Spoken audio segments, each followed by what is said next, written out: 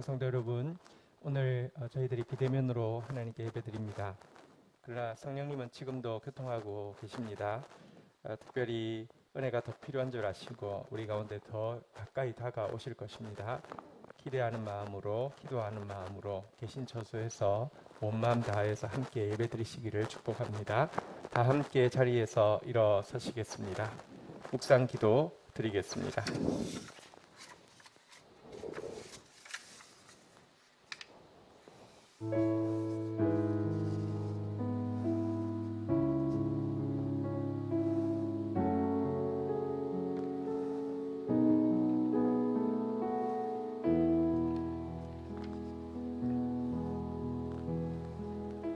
여호와께서 나의 목자가 되시니 비록 나는 양처럼 어리석고 더럽고 약할지라도 내 삶은 부족함이 전혀 없습니다. 주께서는 무지한 나를 말씀의 푸른 풀밭으로 성령의 잔잔한 시냇가로 인도하십니다. 주께서는 부정한 나를 말씀으로 깨끗하게 하시고 다시 말씀의 길에 설 수 있게 해 주십니다. 주께서는 무능한 내가 대적이 가득한 사망의 그림자를 통과할 때에도 말씀의 지팡이와 막대기로 나를 안전하게 보호해 주십니다. 주께서는 여지껏 내게 원수의 눈앞에서도 말씀의 성찬을 베풀어 주셨고 성령의 기름을 부어 존귀하게 해 주셨으니 말씀을 가진 나의 일생은 넘치는 장과 같이 풍성하였습니다. 주의 말씀은 반드시 지으신 그대로 나를 회복시키고 허락하신 그대로 모든 언약을 이루실 것이니 내 평생에 오직 한 가지 소원은 그 주님의 말씀에서 영원히 떠나지 않는 것뿐입니다. 오 주여, 나로 영원히 영생의 말씀 앞에 머무르게 하옵소서.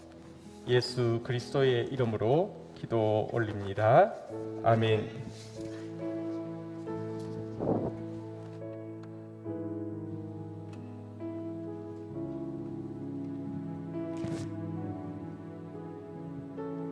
예배 자리에 나오신 성도님 여러분들 환영하고 축복합니다. 이 시간 계신 자리에서 서로 인사 한번 하도록 하겠습니다. 안녕하세요.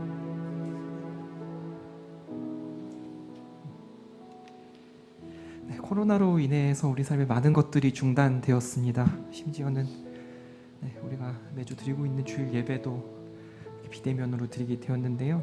우리의 현장에서의 예배가 잠시 중단되었다 할지라도 삶 속에서 성도님들의 예배가 끊임없이 이어지기를 기원하고 축복드립니다. 이 시간 우리 아무도 예배하지 않는 곳에서 주를 예배하리라 함께 찬양하시면서 주님 앞에 나가도록 하겠습니다.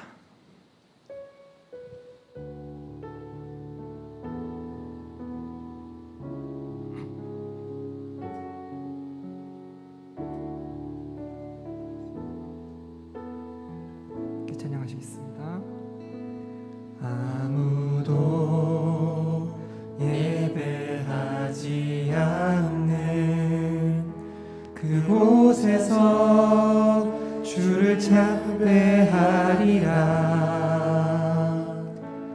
아무도 찬양하지 않는 그곳에서 나 주를 찬양하리라.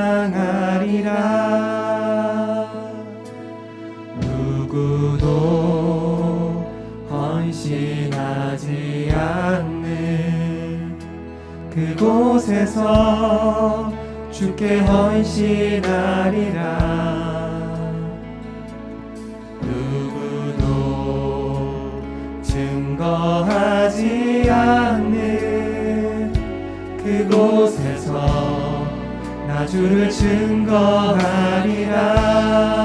고백하겠습니다. 내가 밟는 모든 땅 주를 예배하게 하소서. 주의 보혈로 덮어지게 하소서. 내가 선이고 주의 거룩한 곳 되게 하소서. 주의 향기로 물들이소서.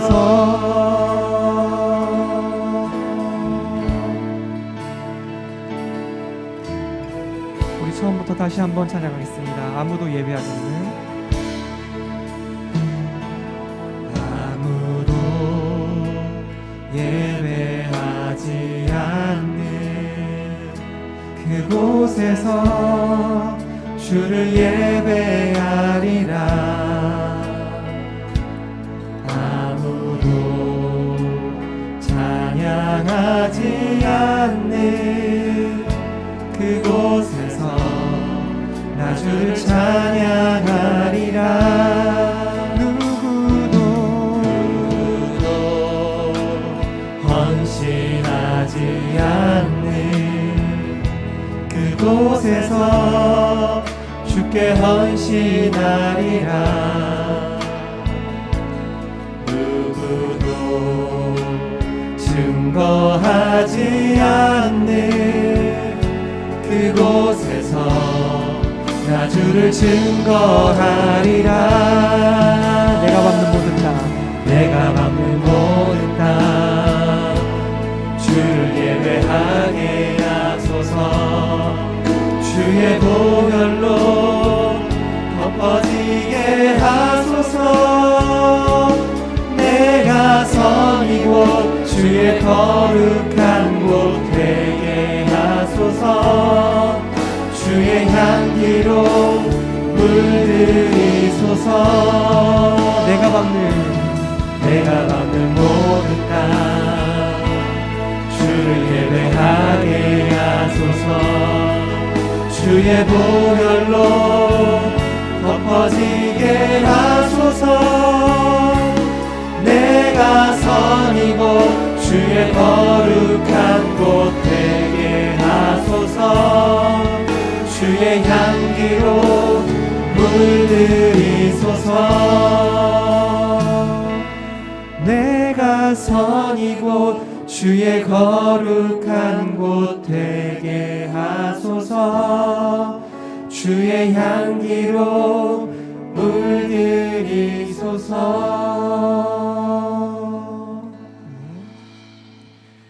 저기 혹시 서 계신 분들 자리에 앉으셔가지고 계속해서 찬양하시겠습니다. 다음 찬양은 새 찬송가에 있는 너 예수께 조용히 나가라는 찬양이고요. 가사의 의미를 잘 생각하면서 계신 곳에서 조용한 마음으로 목소리로 찬양하시겠습니다.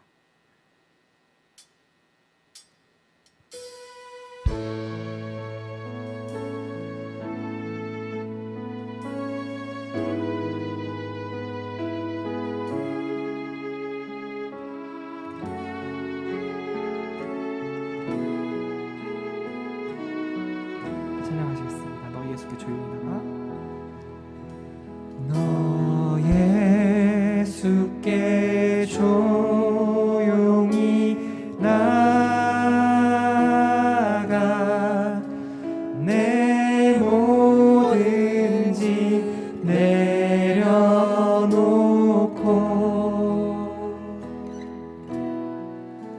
주 십자가 사랑을 믿어 죄 사함을 너 받으라. 2절 가사로 찬양하시겠습니다. 주 예수의 은혜를 주 예수의 은혜를 입어 내 슬픔이 없어지리. 내 이웃을 늘 사랑하여 내 이웃을 늘 사랑하여 너 받은 것 거저주라. 너 예수께 조용히 나가. 너 예수께 조용히 나가. 내 마음을 쏟아놓으라.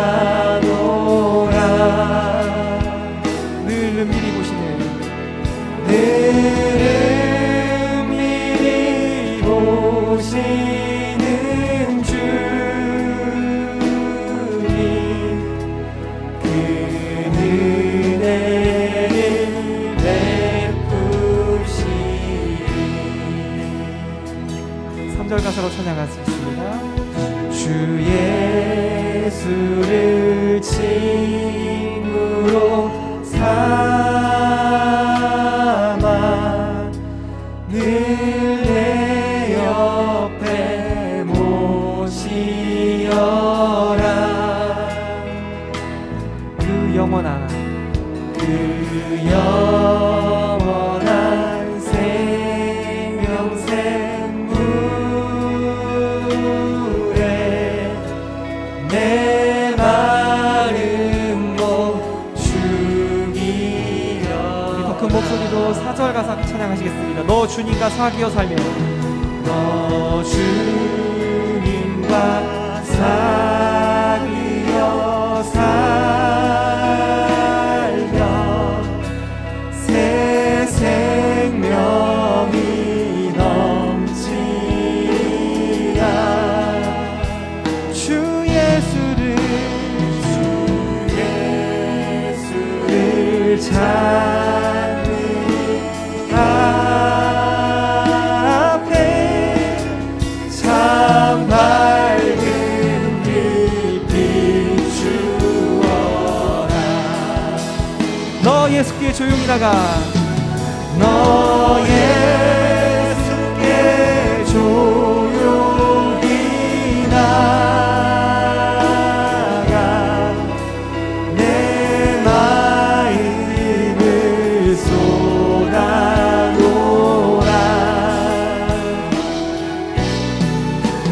늘은 미리 보시는 주님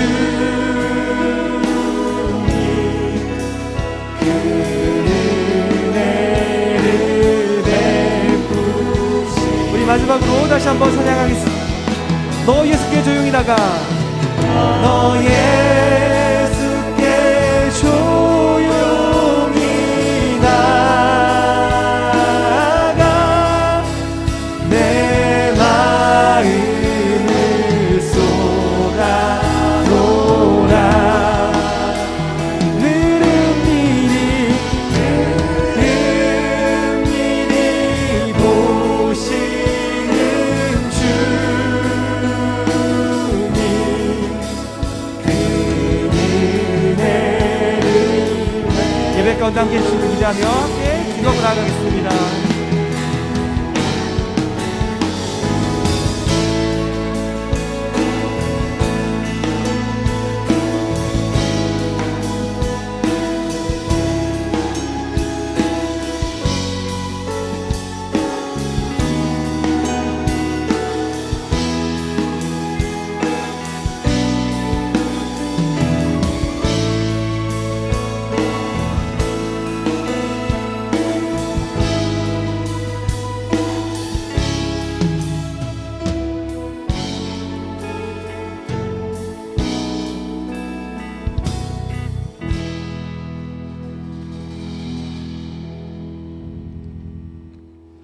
천지를 지으시고 지극히 높은 곳에서 우리의 생사화복을 주관하시는 하나님 아버지, 존귀와 영광을 받으시옵소서. 장마 구름 사이로 눈부시게 푸른 하늘도, 실록의 나무들도, 하늘의 별들도 하나님을 다 찬양합니다. 또 우리 공동체도 각 처소에서 정성을 다하여 예배를 드리오니 하나님만이 높임을 받으시옵소서. 예수 그리스도의 구속을 통해 각 사람에게 참 생명을 심어주시고 성령의 인도하심으로 말씀을 알아가고 그 뜻을 따라가도록 인도해 주셔서 감사합니다. 그럼에도 우리는 참된 길을 벗어나 살아가고 있는 것을 고백합니다.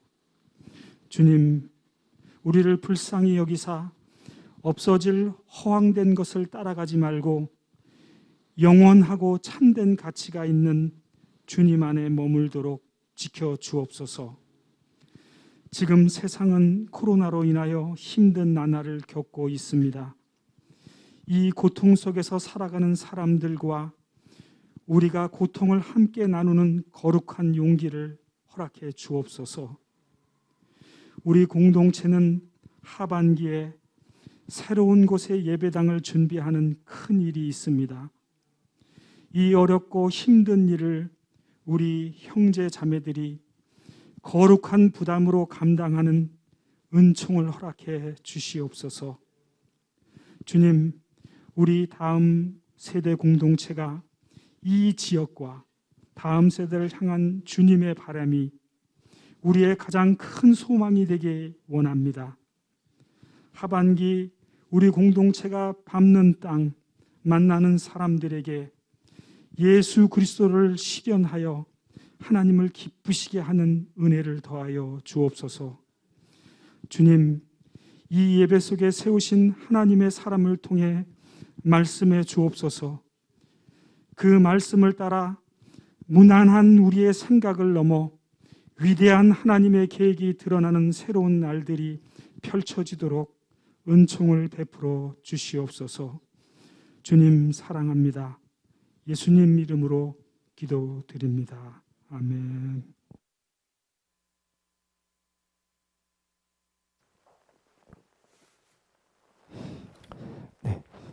감사합니다.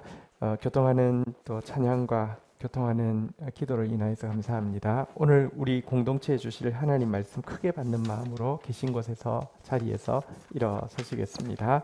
이사야서 54장 2절 3절 말씀입니다. 이사야서 54장 2절 3절. 제가 가진 성경은 구약 성경 1034페이지. 우리 한 목소리로 받들어 읽겠습니다. 시작. 내 장막터를 넓히며 내 처소의 휘장을 아끼지 말고 널리 펴되 너희의 줄을 길게 하며 너희의 말뚝을 견고히 할지어다. 이는 내가 좌우로 퍼지며 내 자손은 열방을 얻을 것이며 황폐한 성읍들은 사람 살 곳이 되게 할 것임이라. 아멘. 자리에 앉으시겠습니다.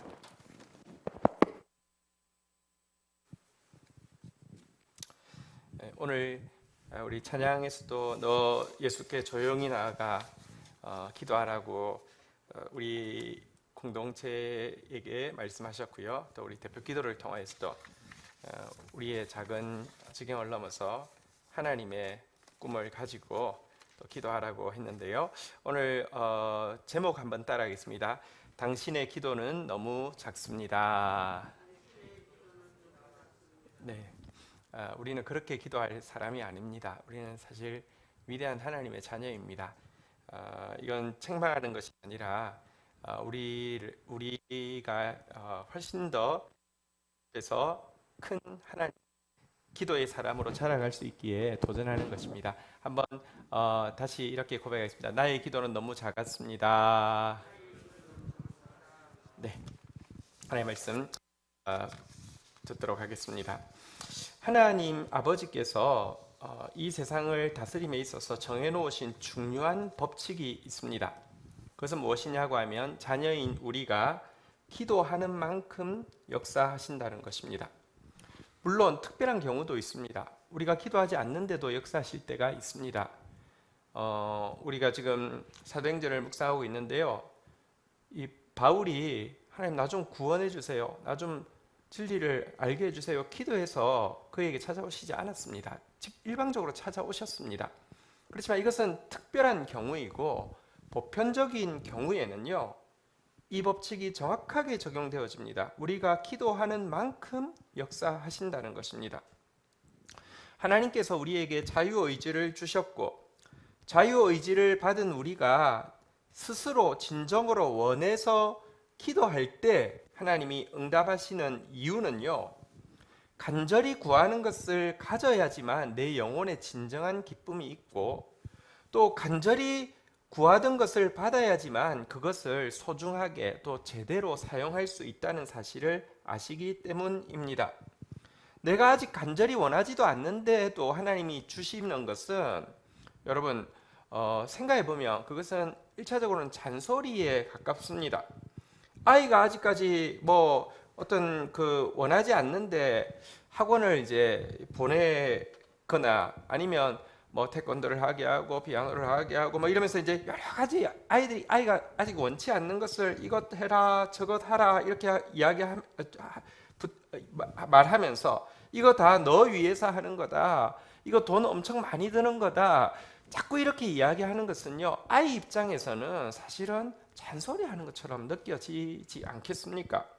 또 내가 간절히 원하는 것이 없을 정도로 내가 꼭 막 이게 있었으면 좋겠다라는 소원이 없어질 정도로 모든 것이 생각하기 전에 다 갖춰져 있다고 하면 여러분 그것은 기쁨을 박탈하는 것입니다. 저희 어릴 때만 해도 졸업식을 하면 짜장면 먹는 게 졸업할 때만 먹을 수 있으니까 얼마나 소중했습니까? 소풍을 가면 사이다 하나 가져가는 게 너무 즐거워서 소풍을 얼마나 기다렸습니까? 대학원생이 되어서 이제 기차를 계속 타고 서울, 부산을 왔다 갔다 하게 되었는데요.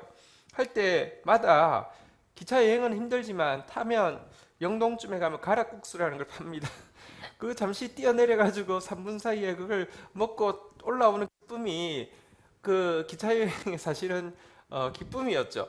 우리 때는 뭔가 막 진짜 그거 하고 소원이 있었는데요. 지금 보시면 아이들은요, 짜장면은 너무 손에 빠져서 그거 전혀 기쁨이 없습니다. 뭐 사이다가 기쁨이 되겠습니까?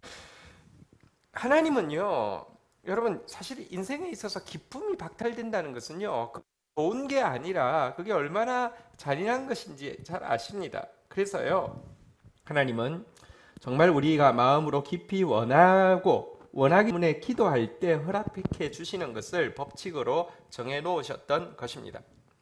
근데 문제는 이 법칙에도 불구하고 대부분의 기독교인들도 거의 기도하지 않고 있다는 것입니다.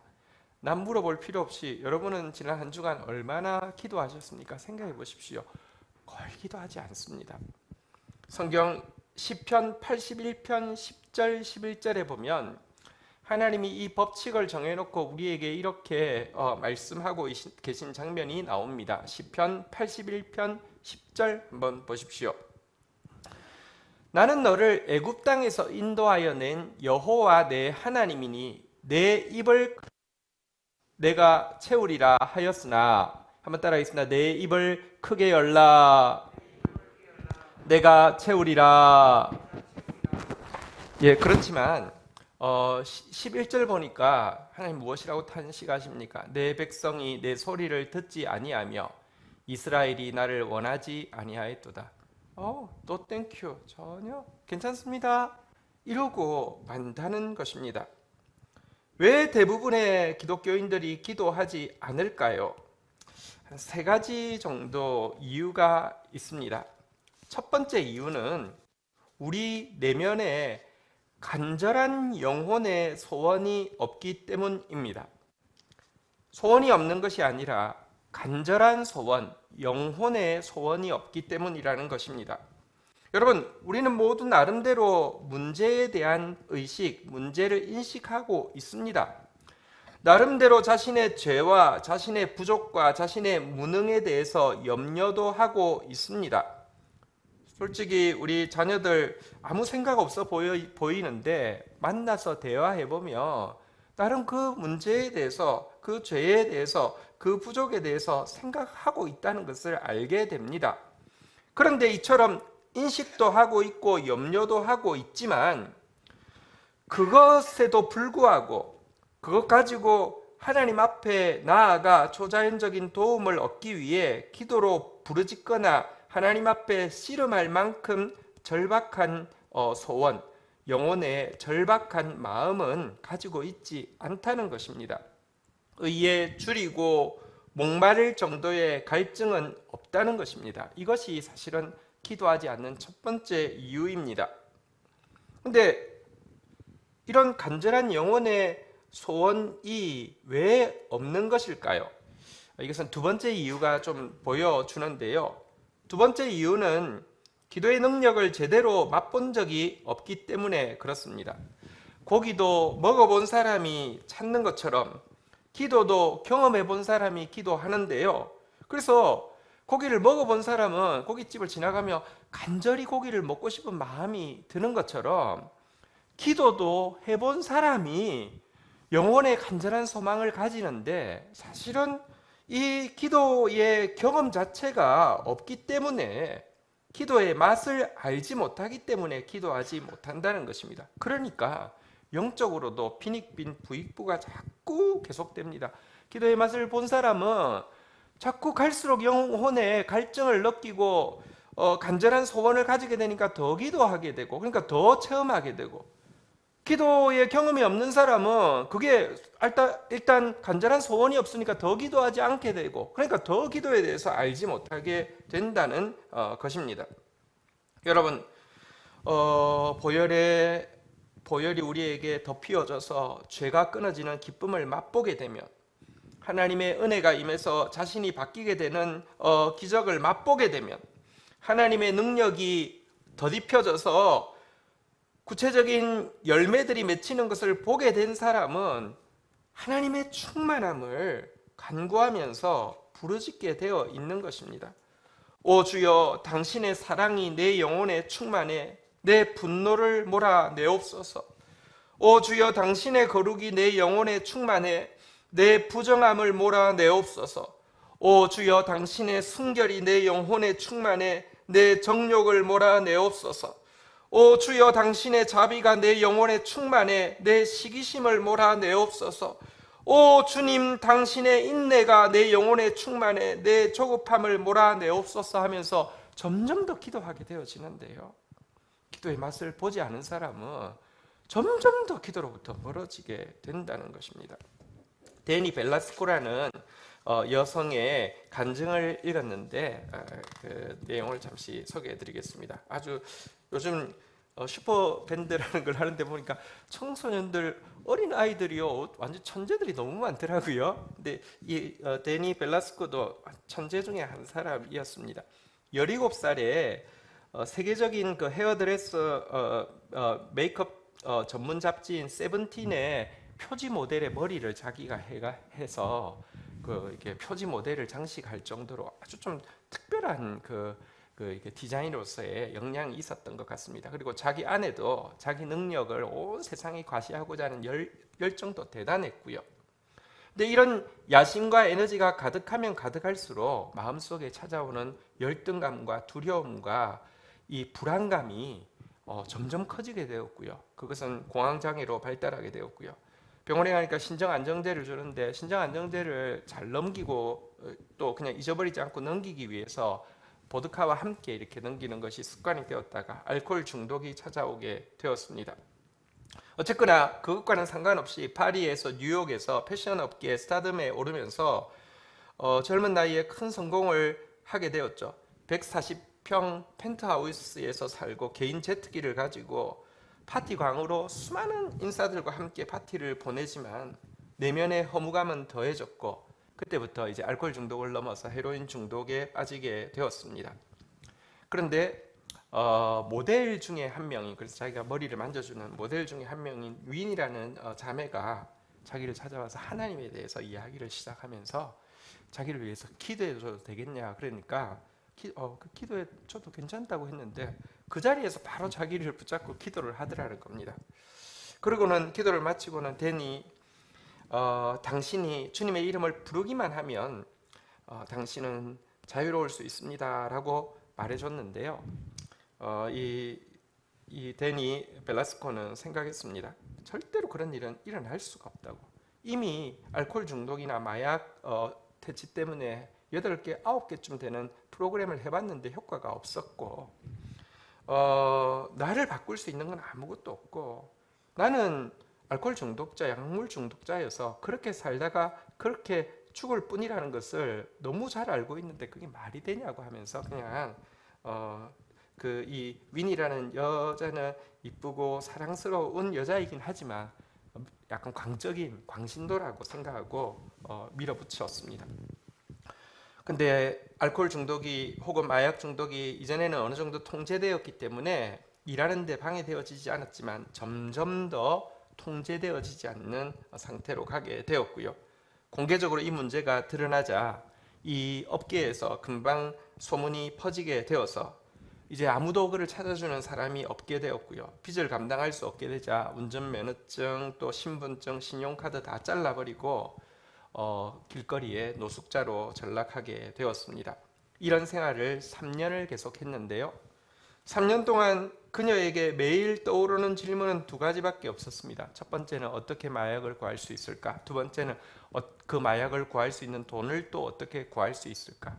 매일 이것 가지고 이 생각만 가지고 살았습니다.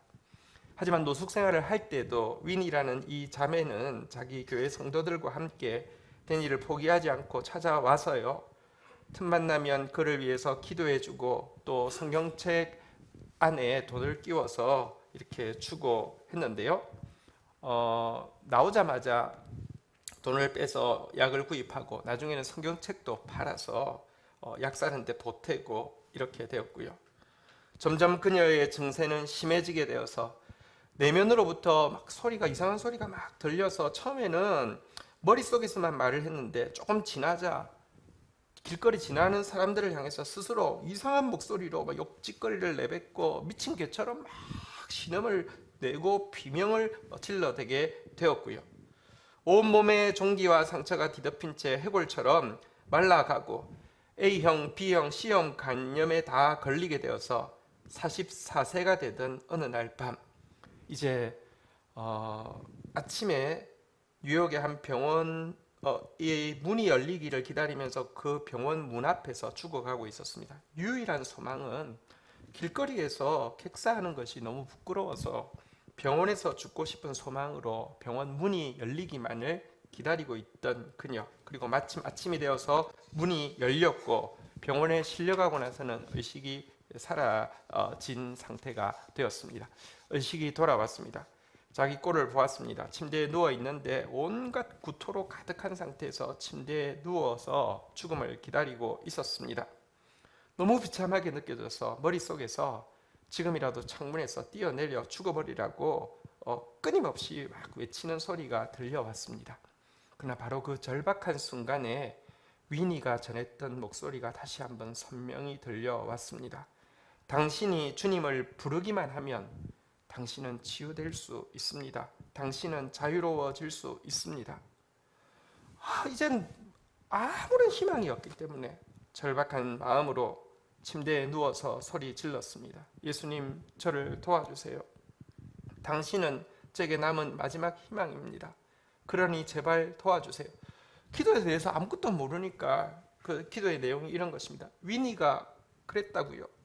내가 당신의 이름을 부르기만 하면 자유로워질 수 있다고 했어요. 그러니 제발 저 좀 도와주세요. 이렇게 기도했습니다. 그런데 바로 그 순간 하나님의 전능하신 그 음성이 그의 몸속을 뚫고 지나가는 것처럼 느껴졌고 지옥의 소리 같은 자기 머릿속의 비명소리가 갑자기 멈추게 되었고 자기를 짓누르고 있던 그 무시무시한 공포가 사라지게 되었습니다. 병도 회복되게 되었고요. 3개월의 재활을 통하여서 몸무게도 정상이 되었고 영적인 굶주림으로 성경학교 과정을 이수하게 되었고 지금은 그녀를 위해서 기도해 주던 위니와 또 그 교회에 이제 성도가 되어 성가대원으로 섬기고 있다는 간증이었습니다.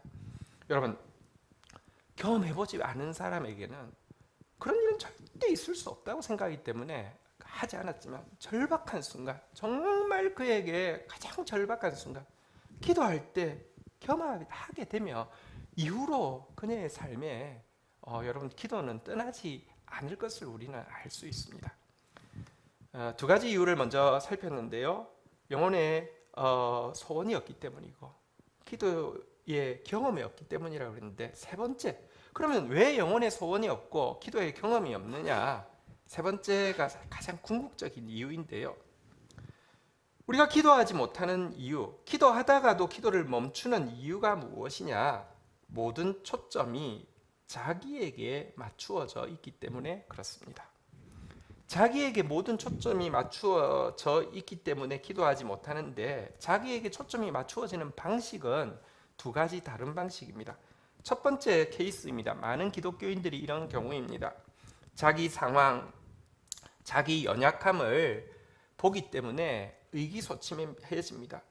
나는 능력이 이 정도밖에 안 되고 내 상황은 이렇게 척박하고 게다가 나는 의지도 박약하기 때문에 의기소침한 상태에서 과연 하나님이 이 문제를 도와주실 수 있을까라고 자기 편에서 자기를 먼저 본 상태에서 기도를 하게 되면 기도할수록 의구심이 들게 되고 좌절감이 들게 되고 기도하지 못하게 됩니다. 자기를 보니까 나 같은 게 기도한다고 무슨 일이 일어나, 이런 식으로 자기에게 집중하는 경우도 있고요. 또 반대 경우도 있습니다.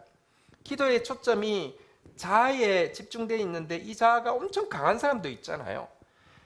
그래서 내게 어떤 문제가 딱 생기면 그거는 무조건 극복되어야 하고, 내게 어떤 소망이, 욕망이 생기면 그건 반드시 취해야 하는 엄청 강한 자아를 가진 사람도 있습니다. 기독교인주의에도 많습니다.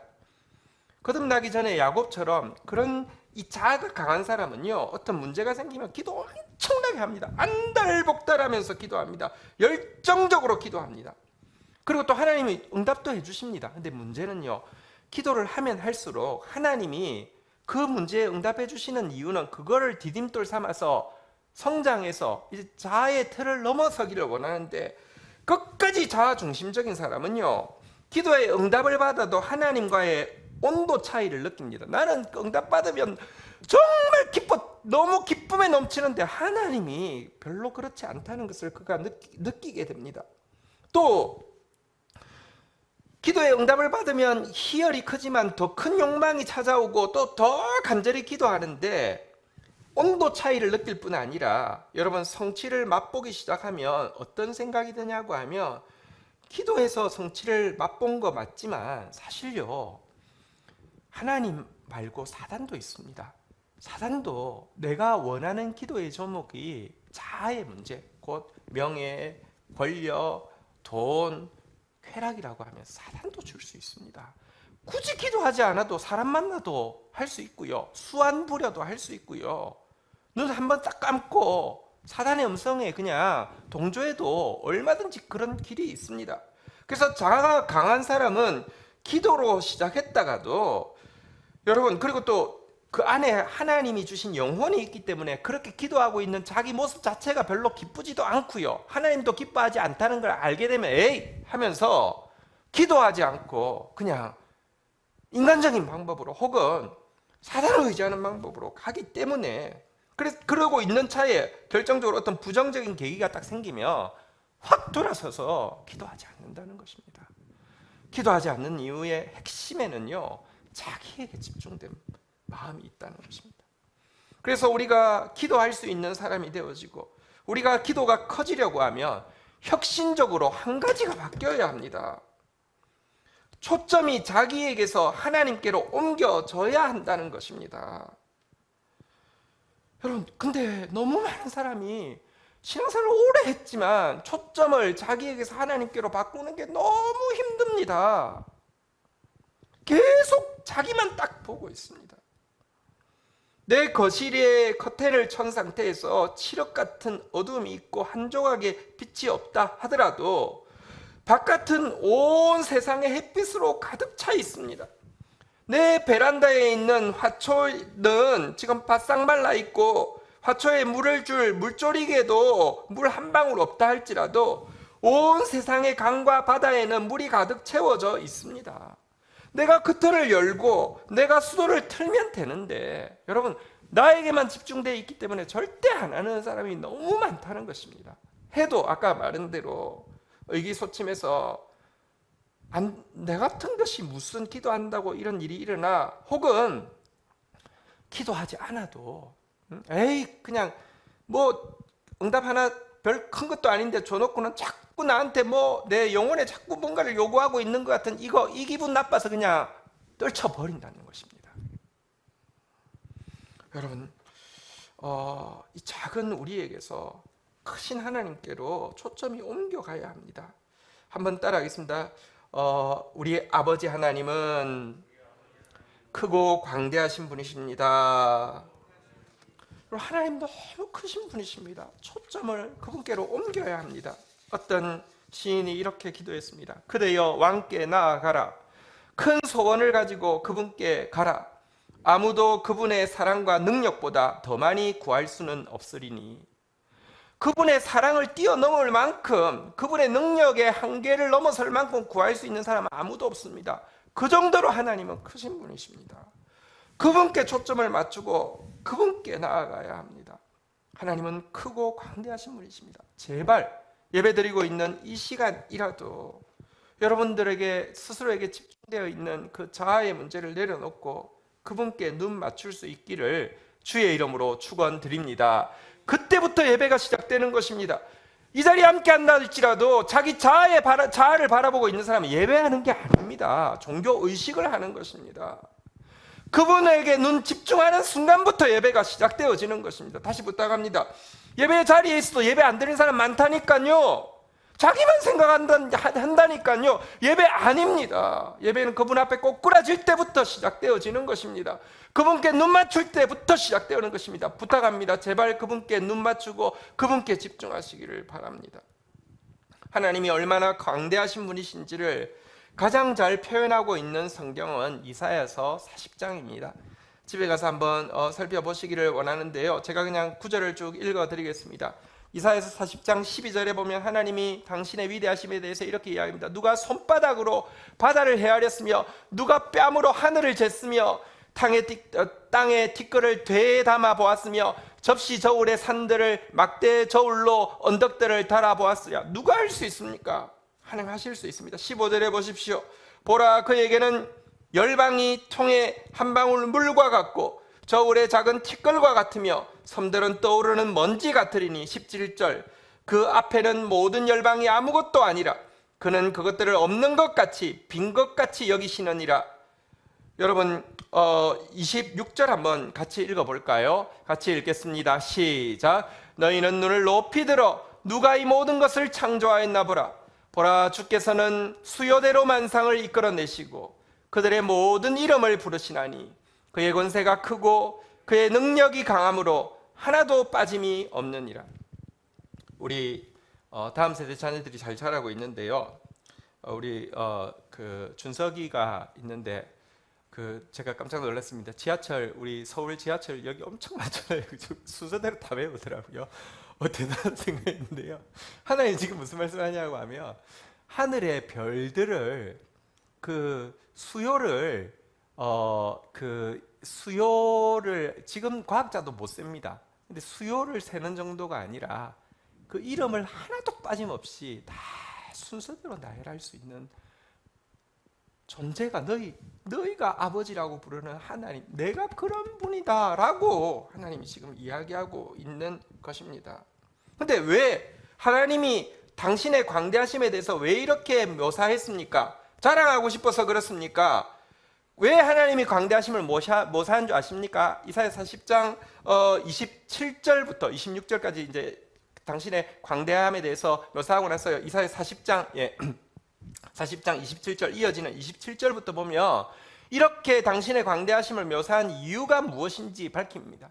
야곱아, 어찌하여 내가 말하며 이스라엘아, 내가 이러기를 내 길은 여호와께 숨겨졌으며 내 송사는 내 하나님에게서 벗어난다 하느냐. 계속 읽겠습니다. 너는 알지 못하였느냐, 듣지 못하였느냐. 영원하신 하나님 여호와 땅끝까지 창조하신 이는 피곤하지 아니하시며 곤비하지 아니하시며 명철이 아니없으시며. 29절, 피곤한 자에게는 능력을 주시며 무능한 자에게는 힘을 더하시나니 소년이라도 피곤하며 곤비하며 장정이라도 넘어지며 자빠지되. 31절 같이 읽겠습니다. 시작. 오직 여호와를 앙망하는 자는 새 힘을 얻으리니 독수리가 날개치며 올라감 같을 것이요 다른 박질하여도 곤비하지 아니하겠고 걸어가도 피곤하지 아니하리로다.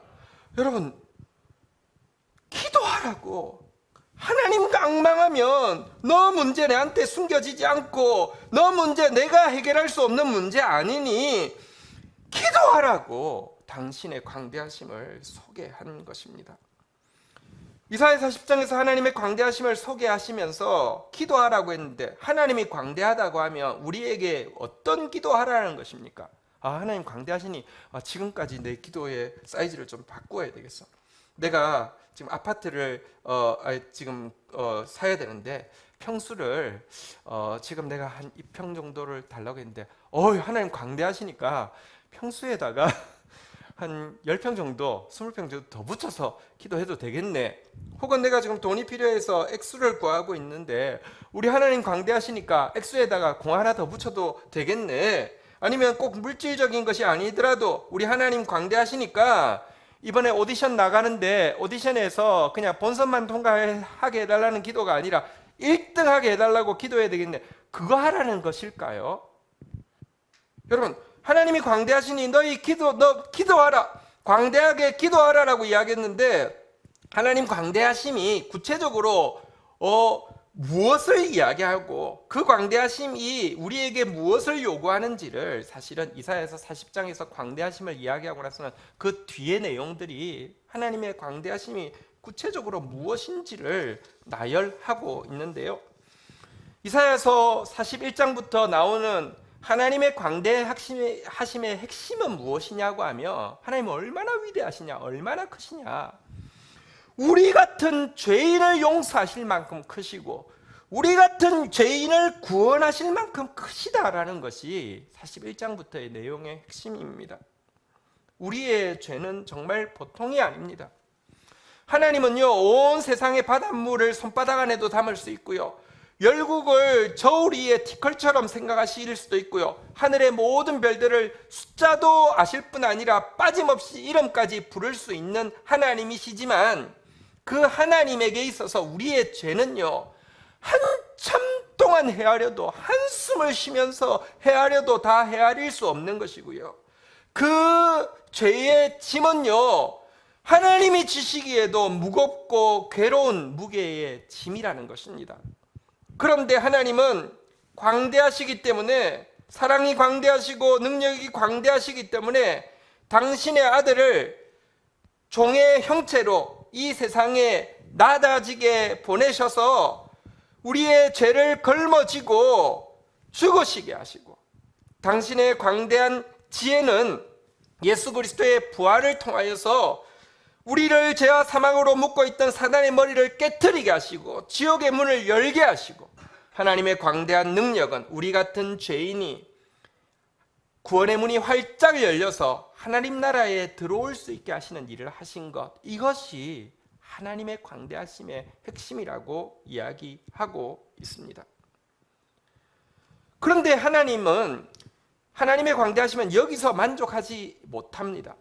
단지 우리를 용서하시고 구원받게 하는 것에서 만족하지 못하시고요, 우리가 하나님의 기쁨이 되어서 하나님이 우리로 말미암아 기쁨을 이기지 못하는 상태가 되기를 원하시는 것이 하나님의 큰 마음이라는 것입니다.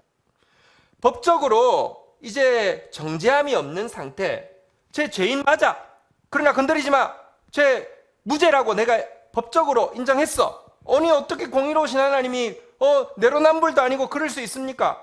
아니야, 나는 걔의 죄보다 훨씬 더 큰 대가를 내 아들에게 지불했기 때문에 그리스도 예수 안에 있는 자들은 누가 고발하리요, 누가 정죄하리요? 예수 그리스도께서 이미 그 고발 정죄 다 받았기 때문에 무죄야 라고 이야기하는 이 법적인 구원의 상태를 뛰어넘어서 우리의 모습이 하나님께도 자랑스럽고 하나님이 온 세상을 향해서 자랑스러워할 수 있는 존재가 되는 것, 우리를 통하여서 하나님 나라를 당신과 함께 통치하는 존재가 되는 것, 이것이 하나님의 광대하심의 핵심이라고 이사야서 41장부터 쭉 이야기하고 있는 것입니다. 41장에 보면요, 우리가 버러지 같은 존재임을 아심에도 불구하고 이가 날카로운 새 타작기계를 삼으시고 하나님 나라를 이루는데 방해가 되는 모든 것들을 마치 가루처럼 만들어버리면서 우리를 사용하시기를 원하신다라고 이야기합니다. 이사야 41장 한번 볼까요? 14절부터 15절의 내용에 보면 하나님의 이 광대하심이 이렇게 나타나고 있습니다. 이사야 41장 14절, 버러지 같은 너 야곱아, 너희 이스라엘 사람들아, 두려워하지 말라. 나 여호와가 말하노라. 내가 너를 도울 것이라. 내 구속자는 이스라엘의 거룩한 이인이라. 우리 버러지 같은 거 아시지만 우리를 구원하신 하나님께서는요, 구원하는 것으로 만족하지 않고요. 15절에 보면 우리를 어떻게 사용하신다고 이야기합니까? 보라, 내가 너를 이가 날카로운 새 타작기로 삼으리니 내가 산들을 쳐서 부스러기로 만들 것이며 작은 산들을 겨같이 만들 것이니라. 또 49장을 우리가 한번 보겠는데요, 하나님은 우리가 겨우 자기 영혼 하나 지키고 혹은 우리 교회 안에서 낙심한 영혼 겨우 살려내는 정도를 하는 것으로 아유 잘했다, 아유 너 할 만큼 했다가 아니라 땅끝까지 구원을 베풀어서 이방의 빛이 되게 하시겠다는 것이 하나님의 광대한 계획입니다. 49장 6절 한번 보도록 하겠습니다. 49장 6절입니다. 그가 이르시되 내가 나의 종이 되어 야곱의 지파를 일으키며 이스라엘 중에 보존된 자를 돌아오게 할 것은 매우 쉬운 일이라. 내가 또 너를 이방의 빛으로 삼아 나의 구원을 베풀어서 땅끝까지 이르게 하리라. 21절도 한번 볼까요? 49장 21절. 그때 내가 내 마음에 이르기를 누가 나를 위하여 이들을 낳았는고 나는 자녀를 잃고 외로워졌으며 사로잡혀 유리하였거늘 이들을 누가 양육하였는고 나는 홀로 남았거늘 이들은 어디서 생겼는고 하리라. 이렇게 고백하게 하실 것이라는 것입니다. 여러분 54장도 한번 좀 보도록 하겠습니다. 이 하나님이 이렇게 광대하신 하나님이시니 우리를 하나님 나라의 동력자로 삼아서 땅 끝까지 구원을 베풀게 하실 하나님이시니 우리에게 광대한 기도로 하나님 나라를 구하면서 나아가라고 도전하고 있습니다. 이사야서 54장 1절부터 3절까지 한번 보도록 하겠습니다. 1절입니다. 잉태하지 못하며 출산하지 못한 너는 노래할지어다. 상고를 겪지 못한 너는 외쳐 노래할지어다. 이는 홀로 된 여인의 자식이 남편 있는 자의 자식보다 많음이라. 여호와께서 말씀하셨느니라. 2절. 내 장막터를 넓히며 내 처소의 휘장을 아끼지 말고 널리 펴되 너의 줄을 길게 하며 너의 말뚝을 견고히 할지어다. 3절 같이 한번 읽도록 하겠습니다. 읽겠습니다. 시작. 내가 좌우로 퍼지며 내 자손은 열방을 얻으며 황폐한 성읍들은 사람 살 곳이 되게 할 것입니다. 하나님 이렇게 하실 것이니 2절에 보십시오. 한번 따라하겠습니다. 내 장막터를 넓히라. 내 처소의 휘장을 아끼지 말라. 너의 줄을 길게 하라. 너의 말뚝을 견고히 하라. 하나님 광대하시니 광대하신 하나님 앞에서 크게 기도하고 나아가라고 부탁하고 있는 것입니다. 그리고 이렇게 되면 이렇게 광대하신 하나님 앞에서 하나님의 뜻을 알고 하나님 나라를 위하여서 영혼 구원을 위하여서 광대하게 기도하고 나아간다고 하면 이사야서 60장에 보면 이와 같은 결과가 있을 것이라고 이야기합니다. 21절, 22절입니다. 마지막으로 읽도록 하겠습니다. 내 백성이 다 의롭게 되어 영원히 땅을 차지하리니 그들은 내가 심은 가지요 내가 손으로 만든 것으로서 나의 영광을 나타낼 것인즉. 22절 읽겠습니다. 시작. 그 작은 자가 천명을 이루겠고 그 약한 자가 강국을 이룰 것이라. 때가 되면 나 여호와가 속히 이루리라. 여러분 우리의 자금을 알아야 합니다.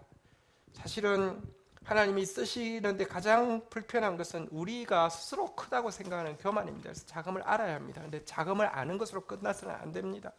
작게 하신 이유는요, 작은 자가 천명을 이루게 하심이고요, 우리의 약함을 알게 하신 이유는요, 강한 하나님 나라의 군대가 되게 하고 강한 하나님 나라의 동력자가 되게 하기 위함입니다. 하나님께서 연단의 훈련이 끝이 나고 나면 때가 되면 속히 이루실 것입니다. 그리고 이 일이 이루어지게 되면 앞에서 보신 바대로 21절에 보니까 영원히 하나님 나라를 차지하고요, 한번 따라하겠습니다. 나의 영광을 나타낼 것인즉.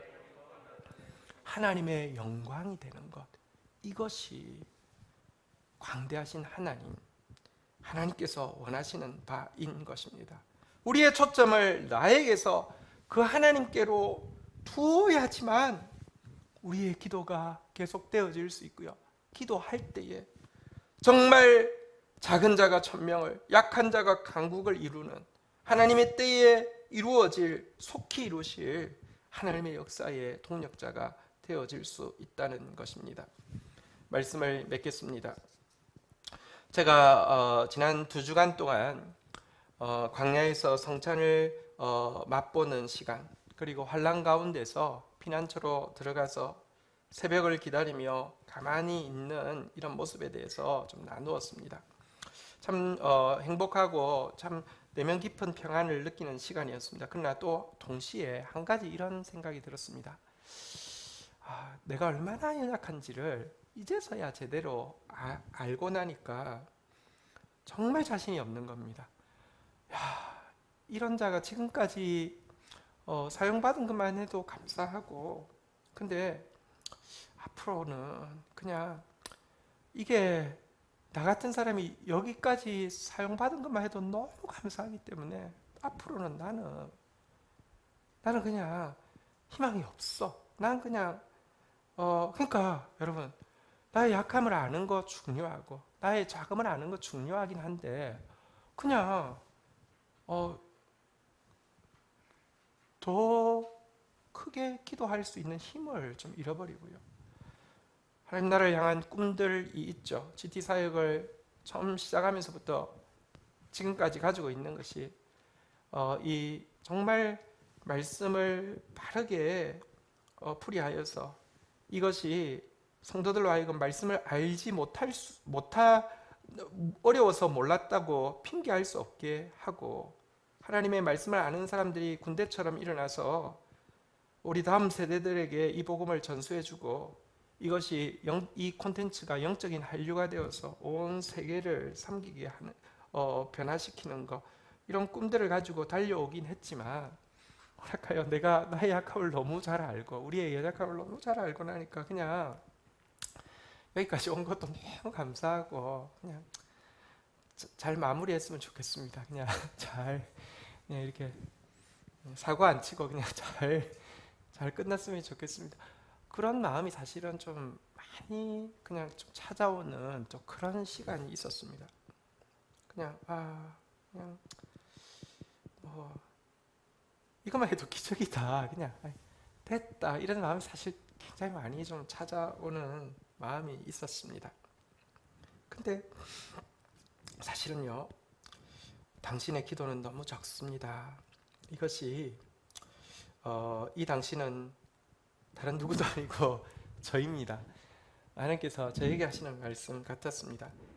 그렇게 생각하는 것 자체가 나에게 집중하는 것이죠. 나에게 집중하면서도 크게 이야기하는 사람 정말 정신병자지만, 하나님이 원하시는 바는 너의 자금을 알고 너에게 집중하라는 게 아니라 나의 자금을 알기 때문에 광대하신 하나님께 집중하라는 것이었습니다.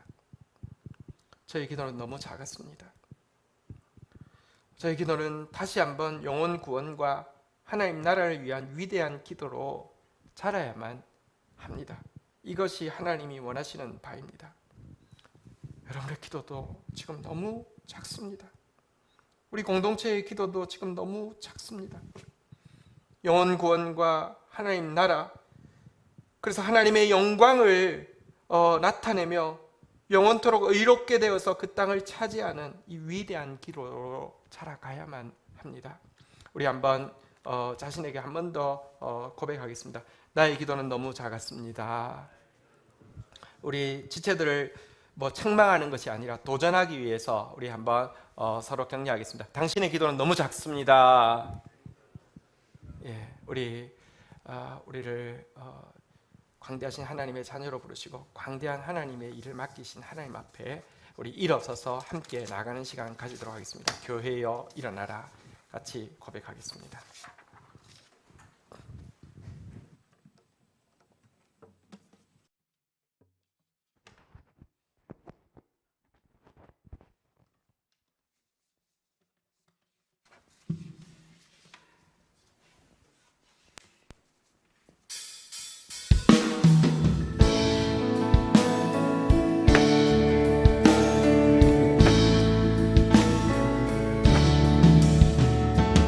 교회여 일어나라, 주께서 부르시니 두려움과 실패 내려놓고 교회여 일어나라. 우리 다시 한번 고백하며 나가겠습니다. 교회여 일어나라 주께서 부르시니 주께서 부르시니 두려움과 실패 내려놓고 교회여 일어나라 교회여 일어나라 주께서 보내시니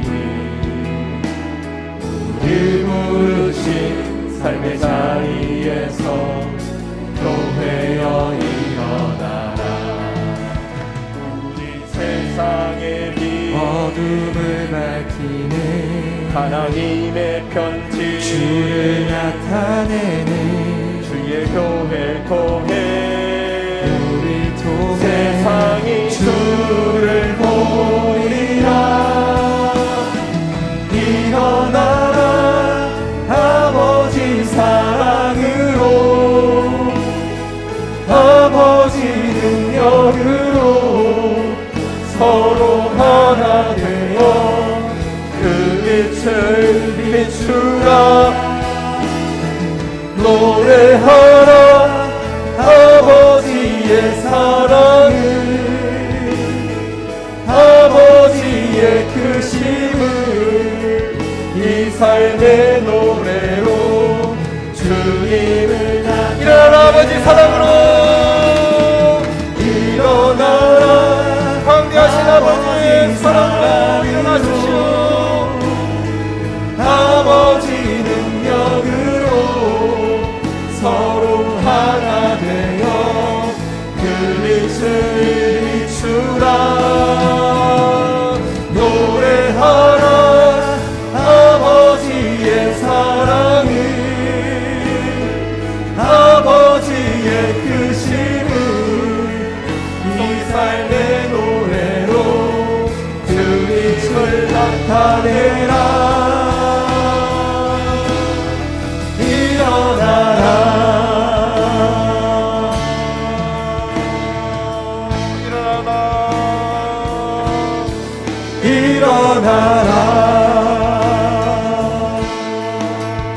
일어나라 일어나라 아멘. 자리에 앉으시겠습니다. 우리 시간 같이 하나님은 지금 기도의 자리로 우리를 초청하십니다. 우리의 영혼을 일깨우십니다. 예, 여러분 지금까지 기도하지 않았습니다. 여러분의 영혼의 간절한 소원도 없었고요.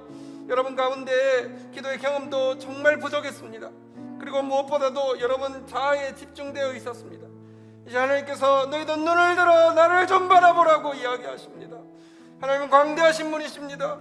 우리를 같은 죄인의 죄를 다 걸머지실 만큼, 다 정죄해서 구원하실 만큼, 아니 그 정도가 아니라 우리를 당신의 나라의 동력자로 삼아서 땅끝까지 죄의 구원을 펼치실 만큼 작은 자로 천이 되게 하시고 약한 자로 강국이 되게 하시고 하나님의 영광이 되게 하실 만큼 광대하신 분이십니다. 우리 시간같이 그 하나님 앞에 하나님 기도의 사람으로 세워지게 하여 주옵소서. 당신의 동력자로 자라가게 하여 주옵소서. 우리 교회를 일으켜 주시옵소서. 우리 다 함께 주의 이름 고백하며 기도하며 나아가도록 하겠습니다. 주여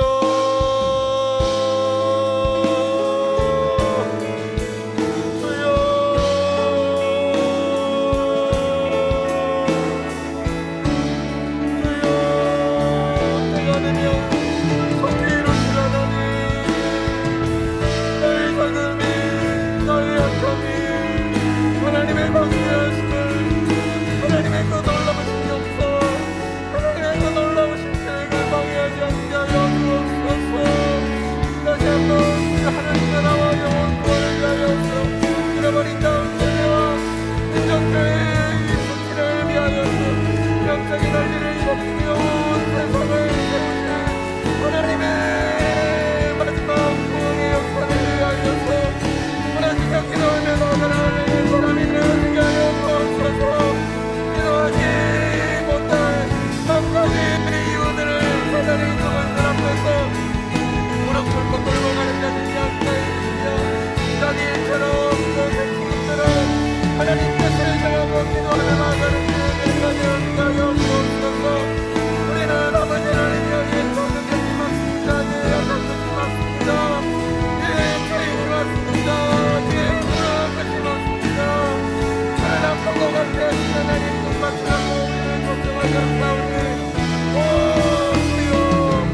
우리의 작은 길에 머무르지 않게 하여 주시고 우리의 아버지 하나님의 크신 기도의 재단에 만들어가지 않게 하여 주시며 하나님 앞에 다시 한번 영혼 구원을 위하여 우리 나는 기도로 나아가는 최고 겁대가 되어질 수 있도록 은혜를 다하여 주시기를 간절히 간구하고 소원합니다.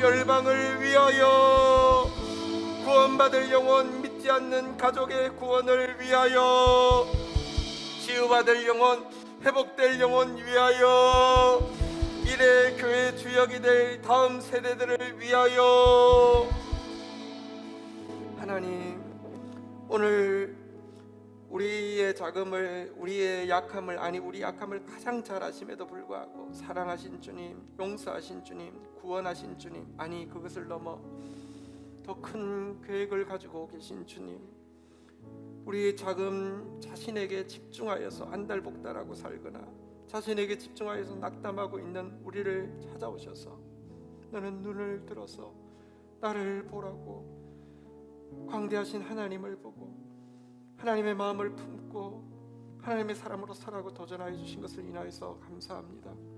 하나님, 저는 정말 작고 약하고 악한 자입니다. 우리 교회는 정말 작고 약합니다.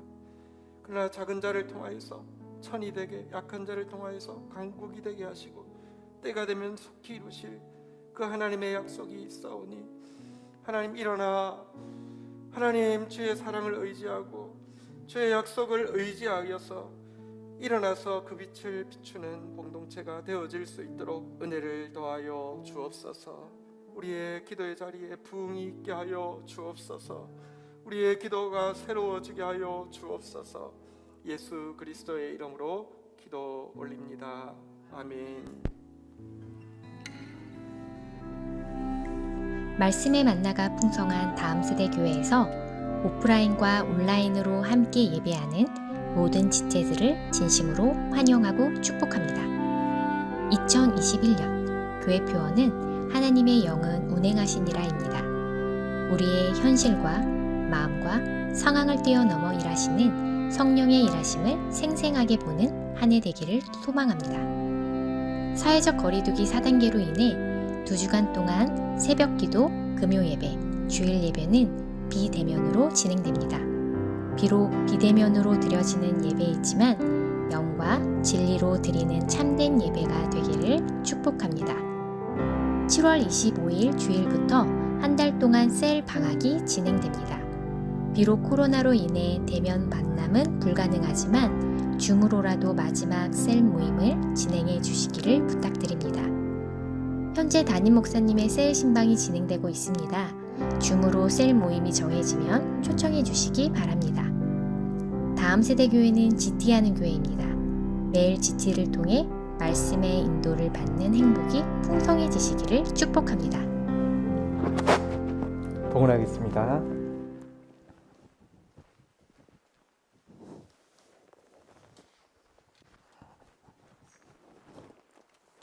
하나님 감사합니다. 오늘도 저희들에게 예배를 허락하시고 성령께서 친히 교통하여 주신 것을 감사합니다. 하나님께 또 우리의 믿음을 고백합니다. 헌신을 고백합니다. 사랑을 고백합니다. 흠양하여 주옵소서. 주를 향한 또 믿음과 사랑과 헌신이 더 커질 수 있는 은혜도 허락하여 주옵소서. 드려진 예물이 하나님 나라 위하여 영혼 구원 위하여 깨끗하게 선용되어지게 하여 주시며 30배, 60배, 100배로 맺히는 영원한 결실 되어지게 하여 주옵소서. 주의 백성들에게 하나님만 주실 수 있는 의와 평강과 기쁨이 넘치게 하여 주옵소서. 예수 그리스도의 이름으로 기도 올립니다. 아멘.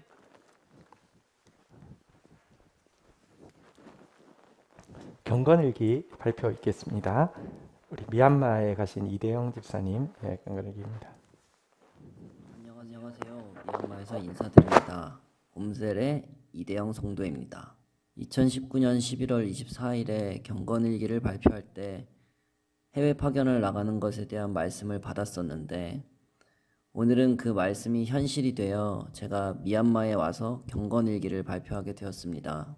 예배 중에 잠시 인사를 드렸었는데 제가 미얀마에 온 것은 지난 5월 말이었고 이제 겨우 한 달 반 정도 지났습니다.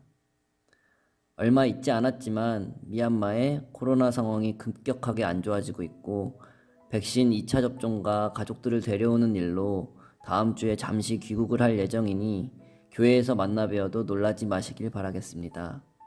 이번 주 큐티 말씀을 들으며 제가 집중하게 되었던 말씀은 화요일, 목요일 본문이었는데요. 이유는 제가 이곳에서 최근에 겪고 있는 상황들과 비슷한 내용의 말씀이어서 그랬습니다. 요즘 저는 이곳에서 기아대책 미얀마 지부 사무실을 꾸리고 직원들과 함께 잠시 한 사무실에서 근무하다가 지금은 재택근무로 전환해서 또 함께 일하고 있습니다. 저희는 선교적인 구호단체여서 매일 아침 30분씩 큐티를 하고 나눔을 하는 시간이 있는데요. 하나님께서 인도하셔서 인구의 80%가 불교인 미얀마에서 그리스도인 직원들을 구하게 해주셔서 그리스도인 직원 2명과 함께 아침마다 말씀을 보며 신앙과 삶을 나누고 있습니다. 그런데 이 나눔을 하는 시간이 제게는 너무 큰 도전이 되고 은혜가 됩니다. 이 직원들이 보기엔 제가 이방인이겠지만 제게는 더없이 이방인처럼 느껴지는 이 직원들이 얼마나 신앙이 깊은지 미얀마의 하나님 나라를 세워가는 것에 대한 열정이 넘치는 이야기를 듣고 또 쿠데타가 발생했던 3월 이후로 육식을 금하면서 나라를 위해 기도를 하고 있다는 어린 여직원의 고백을 들으면 제 신앙이 부끄럽게 느껴지기도 합니다. 이곳에 와서 느끼는 것은 미얀마가 현재 상황으로 볼 때 절망적이고 미래가 보이지 않지만 그렇기 때문에 더 하나님 아버지의 마음이 이곳을 향하고 있다는 것입니다. 하나님께서 미얀마에서 일하고 계심을 느끼며 이곳에 있는 하나님의 사람들과 동역하는 것이 제게는 엄청난 감격이 되었습니다. 그래서인지 화요일 사도행전 말씀에 이방인들이 주를 찾고 하나님 나라를 다시 회복할 것이라는 이야기를 들으니 저절로 저희 직원들을 떠올리게 되었습니다. 목요일 말씀에서는 디모데에 대한 이야기가 나오는데요. 바울이 1차 전도 여행에서 뿌린 복음의 씨앗들의 결과로 성장한 디모데가 바울과 함께 동역하게 되는 장면이 나옵니다. 이 장면을 보며 요즘 제가 경험하였던 묵상을 떠올리게 되었는데요. 제가 저희 직원들에게 어떻게 그리스도인이 되었는지 물어봤는데 신기하게도 둘이 다른 집안인데도 불구하고 둘 다 증조부 때부터 그리스도인이 된 집안이라고 하는 것입니다. 함께 동역하는 선교사님들께 여쭤보니 증조부 때부터 믿은 집안이면 미얀마 1세대 선교사였던 서양 선교사들이 전도해서 믿게 된 분들의 후손일 거라고 이야기해 주셨습니다. 그 이야기를 들었을 때 제가 100년도 전에 미국 선교사가 미얀마까지 와서 사역한 결과인 이 그리스도인들과 함께 일한다는 것이 마치 제가 걷게 된 이 길이 저 혼자 걷는 것이 아니라 이전에 오신 신앙의 선배님들과 함께 걷는 것처럼 느껴져 든든함을 느끼는 계기가 되었습니다. 현재 미얀마는 아시는 것처럼 매우 절망적인 상황에 있습니다. 코로나가 연일 심해져 가고 있고 백신을 접종할 계획은 없다시피 합니다. 병원은 절대적인 수가 부족하고 그 중에서도 코로나 환자들을 받는 병원은 손에 꼽을 정도로 소수여서 늘 자리가 없다고 합니다. 병원에 가지 못하는 대부분의 사람들이 유일하게 살 길인 산소통을 보급하던 공장은 군부에서 민간 판매를 금지하고 군부 병원으로 전량 가져간 것으로 해서 산소를 구할 길도 없습니다. 이런 상황은 외국 사람이든 현지 사람이든 마찬가지여서 이미 한인분들 3분이 코로나 치료를 제대로 받지 못해 숨을 거두셨습니다. 화장터마다 수용할 수 없을 정도로 시체가 넘쳐나고 지방에서는 코로나로 수백 명이 사망하고 있는 지역에서 군부가 내전을 하고 있는 적들이라며 상수원에 살충제를 뿌려서 주민들을 공격하는 시도도 있었다고 합니다. 이런 상황이면 얼마나 막막할까 하는 생각이 저절로 드는데요. 하지만 이곳에 이런 절망 가운데에서도 하나님이 유일한 소망이심을 믿으며 하나님의 나라를 위해 살아가는 소수의 그리스도인들이 있습니다. 이 그리스도인들 중에는 미얀마 사람들도 있고 이방인 선교사들도 있고 또 비즈니스하러 온 사람들도 있습니다. 그리고 이 나라에 그리스도인들보다 먼저 계셨고 이 땅을 깊이 사랑하시며 우리를 불러 함께 일하시고 또 미래의 소망을 약속하시는 하나님이 계시다는 것을 확실하게 느낄 수 있습니다. 한국에서도 미얀마를 위해 기도도 사랑으로 또 물질로 함께 동역해 주시면 감사하겠습니다.